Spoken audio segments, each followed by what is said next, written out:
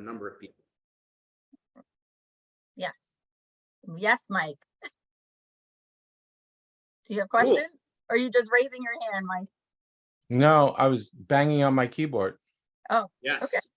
So salaries. The one thing that's changed here is we haven't seen in the last month people be so aggressive on the high end of the salary. So they've come down a little bit from what the top bandwidth is, but we're still seeing the highest demand in e-discovery in the marketplace at the senior project management level, upper level project management experience, 7 to 10 years. And we're still seeing those salaries at law firms in that 165 to almost 200 base salary. And that hasn't really changed. We're not seeing the crazy high salaries that we saw past 200. I think some of those were anomalies, but this is the new normal for a senior project manager at a law firm. We can go to the next slide. The vendors haven't changed at all. What's unique, just one second on this. What's unique about this slide that's worth probably mentioning to everybody is the vendors are turning their attention to the first three roles: technicians, analysts, specialists, maybe coordinators, because they're hedging their bets against spending a lot of money on really expensive talent right now. And they're trying to actually hire more bodies with less experience to get the work done as we head into recession and maintain profitability the way that they have in the past when things were a little bit busier. Next slide. So this is the workforce evolution. We can actually click the next slide. And as you can see, this is measuring remote, hybrid contracting and relocation. And we've kind of highlighted here the remote hybrid relocation. And what you'll see here is a prediction for 2023, which is we think about 3 out of every 4 jobs is going to be either fully remote or hybrid next year. And I think this is going to be the new perpetual normal. It's going to come down a little bit because as the recession increases, which it's going to, and we're in it right now, it's not mince words, we're in a job market recession right now. I think that'll last for full-time hires probably until the beginning to middle of the first quarter, which is why between now and then you're going to see a lot of contract staffing. But it's also going to mean law firms may have some leverage in particular, or software companies in particular, who want employees in the office 3 to 5 days a week. They may actually get some leverage for people saying yes to that, who are out of work and willing to concede in order to get gainfully back to work. Although that might not be the case. It's a maybe. It's a maybe. Yeah. I think employers are hoping that will be the case, and that they'll get some people that are willing to come into an office. But generally speaking, almost 9 out of 10 jobs was fully remote or 3 days or less hybrid. Yeah. That makes me think of the complex discovery document reviewer survey, right? Which we talked about when we looked at the other day, where it was like over 90% of document reviewers were like remote totally. Correct. What's a little different about e-discovery, and we addressed this in our prep call yesterday, is, and again, this is not to make a broad assumption about all contract reviewers, but a lot of contract reviewers are not necessarily looking for the kind of vertical mobility or have access to gaining vertical mobility by showing up at an office and being visible in front of stakeholders. But e-discovery professionals, specifically at law firms, that's not the case. Their lawyers are coming in, right? The key fob barometer for law firms is at almost 70%. So lawyers are generally going back into the office at a lot of firms.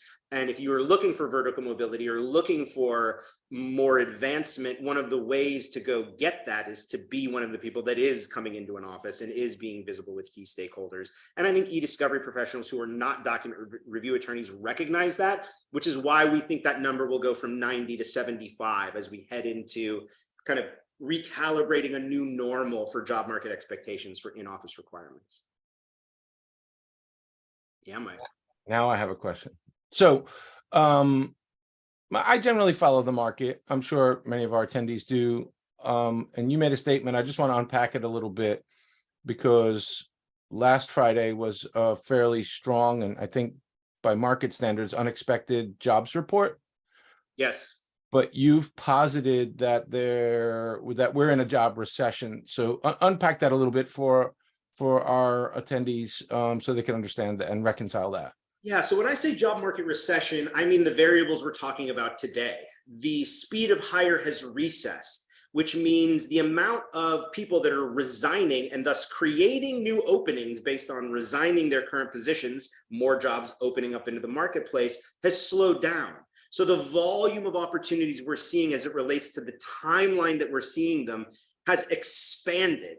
So there are less people changing jobs in the fourth quarter as compared to all 3 of the first quarters of this year. And that's what I mean by recessing, right? Because recess doesn't just mean, oh, there aren't jobs. It may also mean it takes a lot longer to get the job and a lot longer for the next job to open up.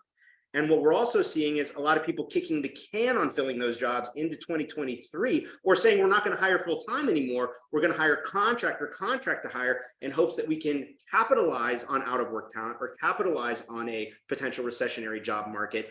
And they're hedging their bets and using that strategy to be very mindful of profitability and margin and budget as we head into what feels like uncertain times. Having said that, job seekers, and this is maybe the real spin on all this, job seekers are for the first time in nearly 22 months showing hesitation about exploring the market with abandon, right? And I would describe the general candidate seeking job marketplace over the first 3 quarters of this year as exactly that, exploring the market with abandon. Like, let's go for it, right? Because the reality is, even though this stuff is changing, here's what's not changing. Job seekers in e-discovery are still getting an average of 3 and a minimum of 2 job offers at the point of hire, right? They're still getting that. They're still getting that because the few that are looking around, fewer than there were in the first 3 quarters, there's still the same amount of jobs. It's not like there's less jobs. They're just moving slower. They're in different places. They're paying different compensations.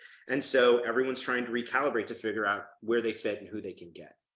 Does that help answer that question, Mike? Absolutely. And to me, it's market forces, right? Correct. Yeah. And if we look at this number, this is the contract staffing. As you can see, we've predicted a pretty crazy swing in 2023 to almost 60% of the jobs being open being contract to hire. And you say, Jared, how can you predict such a crazy swing, almost double the amount of jobs being contract? And that's because we've been here before, right? And that's what this blue line is. So as you'll see, coming out of 2010, it took us almost a decade to get back to a peak full-time hiring job market in 2019, right? Economy collapses in 2008. It's a disaster for nearly 2 years. 2010, contract marketing is like 75% of the marketplace, right? For those of you who worked with me on some of the stuff in Detroit, you know, because there were literally dozens of you up there and on lots of other projects at that time. That waned down and the full-time market got really strong again, which is why you see contract staffing in 2019 as low as, what does it say there? 33%, right? Really low. Then the pandemic hits. Everybody gets fired, total uncertainty. Contract staffing swings way back up again in 2020.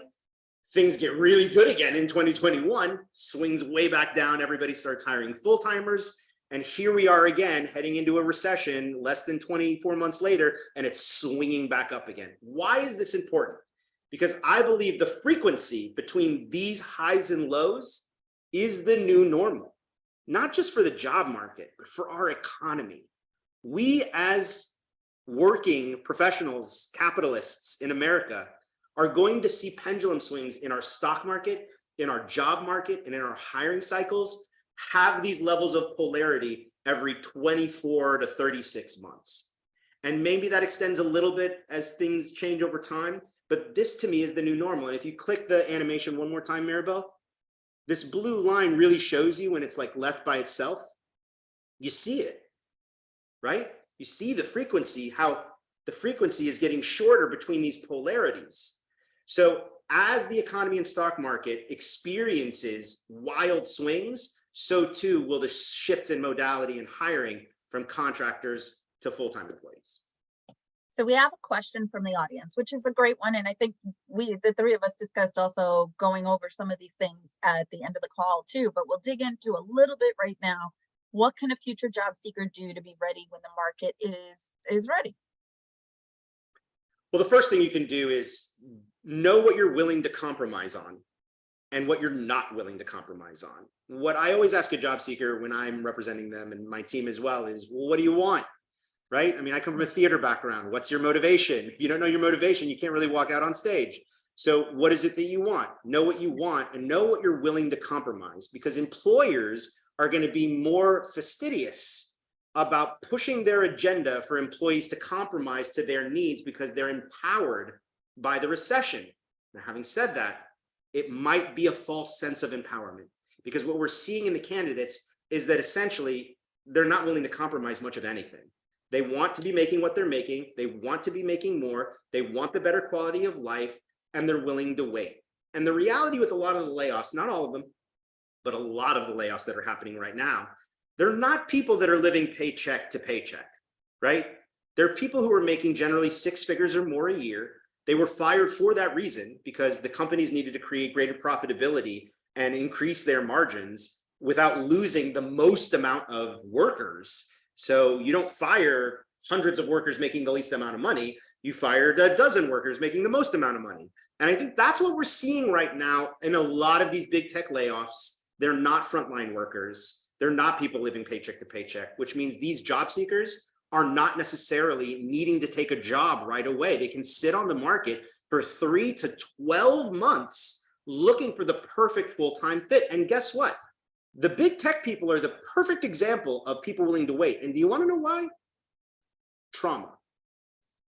Trauma makes job seekers have greater trepidation about committing to a full-time permanent position where they might experience that trauma again. And whether it was an Elon Musk taking over and radically changing the entire culture of an organization like Twitter and that level of trauma, whether you got fired or quit, or just the trauma of being one of the 11,000 Meta workers that got riffed. I mean, that is a trauma, being riffed, right? And the recovery from that trauma means really carefully calculating what you're willing to commit to for future full-time permanent employment. But where I think employers should redirect, and where lots of candidates already have their mind, is, but I can contract for the next 3 to 12 months. I've got skill sets that can go and have immediate impact on an employer. And if we love each other, we'll get married. And if we're not, thanks for the date. Yeah. And employers are willing to do this. Candidates are willing to do this. This is a healthy thing. So this is the last piece of advice I have to answer that question is, especially if you're out of work, be very open-minded to contract, and know that a contract could be a final destination, but it doesn't have to be. Perfect. All right. So I don't think we need this anymore. So I'm going to stop sharing, and then we can get into some additional conversations. We talked a little bit about the RIFs. I know that was top of mind for Mike. You know, let's talk about what's going on. We've seen some large law firms lay some people off. We've seen some technology companies going through large layoffs. Let's talk about some positive stuff, right?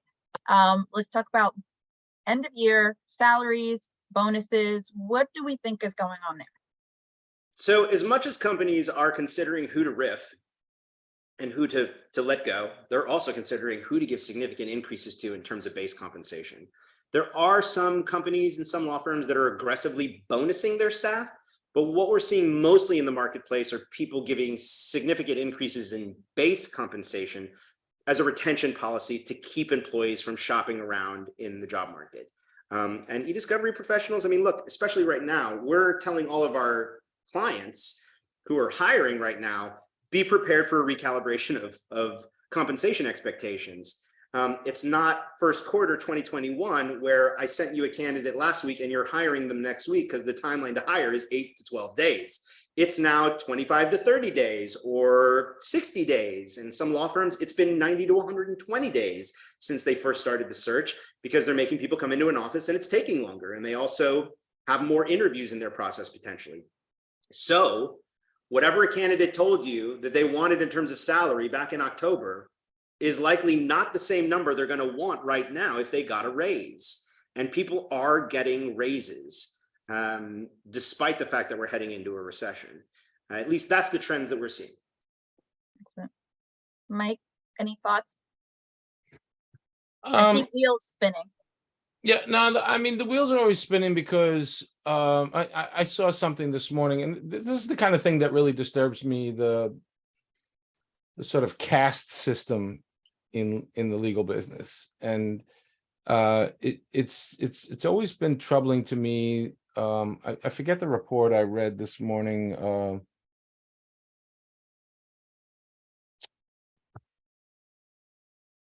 That'll come to me. Anyway, I wanted to talk about bonuses. Okay. Let's not talk about caste systems. Let's talk about bonuses. I like it. I feel like bonuses are not evenly distributed, and you know, I mean, everybody has their own metric. You know, it's performance based. It's just, you know, it's retention. There's a whole bunch of reasons why someone gets a bonus. But I feel there's still a disparity there in how we sort of treat people in legal.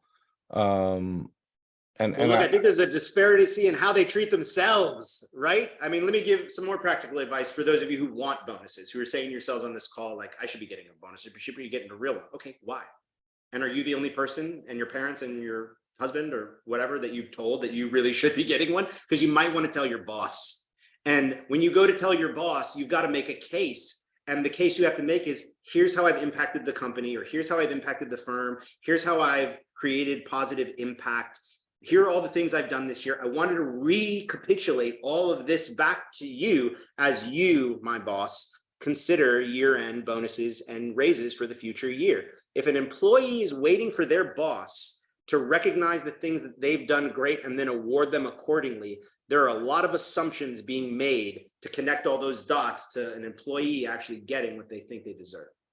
Yeah, I actually have had conversations with individuals who tell me, oh, I don't really track anything. I just wait till the end of the year and have a conversation. And I'm like, for me, I've always been one to say, hey, let me, instead of just doing regular one-on-ones, I like to go into a conversation on a regular basis with a manager or, you know, whoever it might be that I need to report to, and say, hey, maybe it's once a month or once a quarter. This is what's going on. These are the things I've accomplished. This is where I think I've been doing really well. This is where I think I need some help, or I'm not doing well. But I think those should be much more regular conversations, right? And a lot of people wait till the end of the year, or don't have them at all, which is scary. If you can get the audience, yeah. I agree. I want to ask for some advice here. Asking for a friend, just so you know. So how do you have, I mean, look, I know people who are employed 20, 25, 30 years still are uncomfortable having a compensation conversation. So how do you break that ice with your manager? Again, asking for a friend. Yeah, look. Hold on, honey. Don't put a financial figure on what your worth is or what you should be paid and valued. That's not your job. What your job is to make the case that someone should seriously consider that based on the successes and impacts you've made. What you're looking to do as the employee is just give them all the resources to make informed and educated decisions about your success, not to try to calibrate how that success translates into dollars and cents. That really is the employee's job. And if you've got, benchmarks, like if you're an employee that's been with an employer for years and years and years, and you've got benchmarks of, hey, the last few years, like this is what it's been, and this is what I did those years, and this is what I did this year, and I, would love to see more based on the increased impact I made, or the amount of billable hours I put in, or whatever it is. Okay. But again, as soon as you start like putting a number on it, it becomes really tough, right? It doesn't really allow the employer to have the ability to make an informed decision as to what they think that value is as it relates to the business.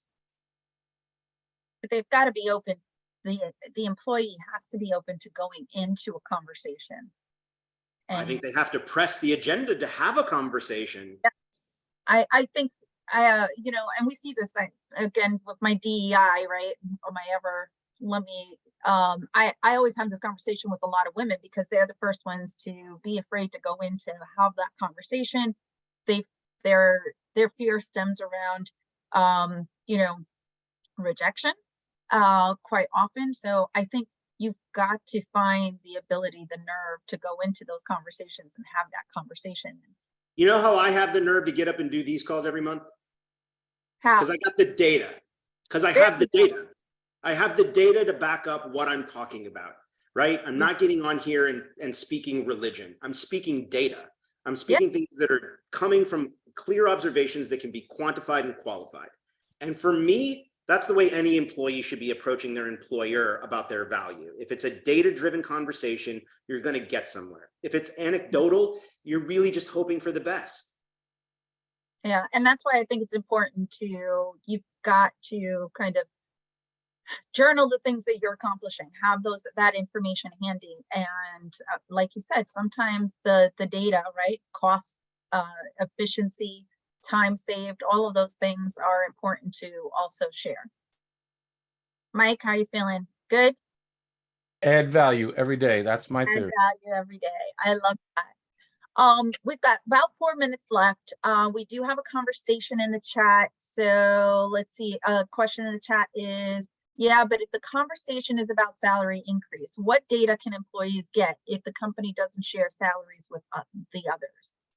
I think it's not about salary data. It's not about right. that you've misinterpreted it entirely. It's not about salary data. You don't need the salary data. I just gave you all the salary data. So take a screenshot next week or email me and I'll email you the deck and you can have the salary data. That's not your data. And you don't want to be providing that data. You want a third party providing that data like me, who does this all day, every day, and has the data to back up what they're saying.